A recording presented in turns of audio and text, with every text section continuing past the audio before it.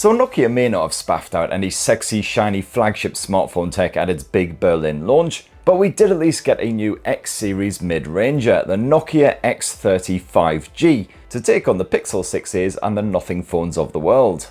Now it's going to cost you €529, so probably about 500 quid here in Byyyeeeeee. I've had a proper fondle of the Nokia X30 already, and it's shaping up to be a pretty decent, if somewhat pricey, mid-range mobile. So here's my full early hands-on review. And for more of the latest and greatest tech, please do plug subscribe and ding that notifications bell. Cheers!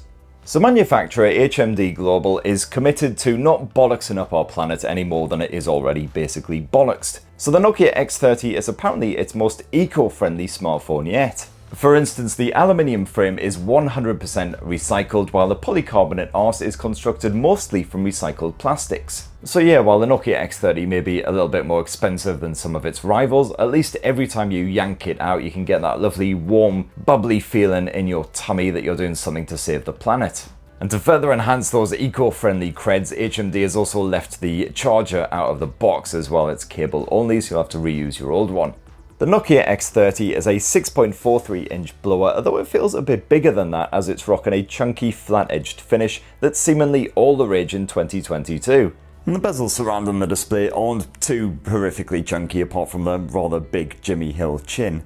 And Nokia fans can snaffle the X30 in a choice of just two colours, not exactly a huge variety. You've got ice white, otherwise cloudy blue. I would have preferred a glass finish around back at this asking price, although quite a few rivals such as the Pixel 6a also have a placky back. That Gorilla Glass Victus display should hopefully prove shatter resistant as always, but even more impressive is the full IP67 water and dust resistance, which is something that matches a couple of rivals like the Pixel 6a and the Nothing Phone 1, but it's still quite rare to find at this price point. Now, like other Nokia branded smartphones, the X30 5G offers a stock version of Android, unmolested with sacks of crapware or heavy launchers. And you got the added peace of mind of 3 guaranteed Android OS updates beyond Android 12, so you're sorted all the way up to Android 15. And in another move designed to keep that Nokia X30 lodged in your pocket or purse for the long haul, manufacturer HMD Global is also offering an extended 3-year warranty. So no worries at all if it muffs up. Now the Nokia X30 comes packing a good bit of dual SIM support as well as eSIM support as well, which isn't massively common in this mid-range price point. However, there is no microSD support to expand the 128 or 256 gigs of onboard storage. As for the display, well, it's a 6.43-inch AMOLED panel and it's as good as any other mid-range screen out there, pumping out finely detailed Full HD Plus visuals, with only a teeny wee selfie cam sphincter to get in the way.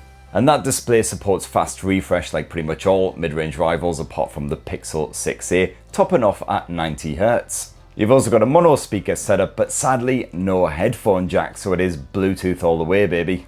Now for the performance, the Nokia X30 5G packs in Qualcomm's Snapdragon 695 chipset with 6 or 8 gigs of RAM to help keep the action smooth. For any phone buffs out there, this is the same chipset that powered Motorola's Moto G82 and OnePlus's Nord CE2 Lite. In my hands-on session with the Nokia X30, the performance seemed absolutely fine, helped along of course by that stock Android vibe. And while I didn't have a chance to test it, the Nokia X30 should be absolutely fine for a bit of light gaming, although if you are a hardcore gamer who wants to play the likes of Genshin Impact on your smartphone, you'd be better off looking at something like the Nothing Phone 1. The Nokia G82 and that Nord CE2 Lite proved absolutely fine for playing games like Call of Duty Mobile and PubG, so the Nokia X30 should be up to the job as well. And that Snapdragon platform also provides a tasty bit of 5G connectivity, as you might have guessed by the fact they've called it the Nokia X30 5G. Seriously, can we just stop with the 5G after every name now, please? Now inside of this chunky chassis, HMD has shoved a 4200 mAh capacity battery, which should prove good enough to keep you powered up for a reasonably long day with plenty of screen on time.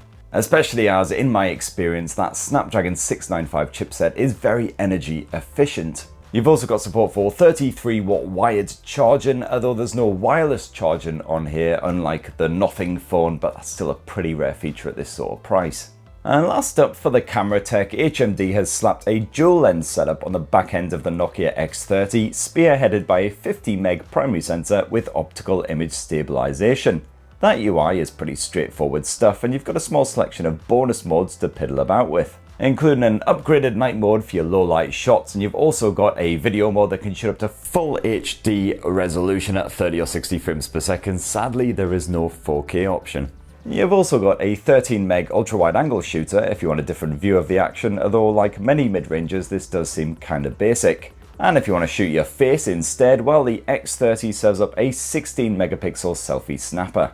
So overall, some pretty tidy specs from the Nokia X30 5G. Might not be quite as powerful as some of the competition, and a little bit more pricey as well, but then you've got the eco creds. So if you do actually care about this ridiculous planet on which we live, you don't want to just see everything burned down all around you, well, this might be the smartphone for you. I'm hoping to bring you more extensive coverage of the Nokia X30 soon, and HMD did launch a couple of cheaper Nokia branded blowers out in Berlin as well, including the Nokia G60 5G, again with the 5G, which only costs €219, so a bit more affordable. So hoping to bring you full coverage of all that shenanigans as well. In the meantime, it'd be great to hear your thoughts down in the comments. Please do poke, subscribe and ding that notifications bell, and have yourselves a bloody wonderful rest of the week. Cheers everyone, love you!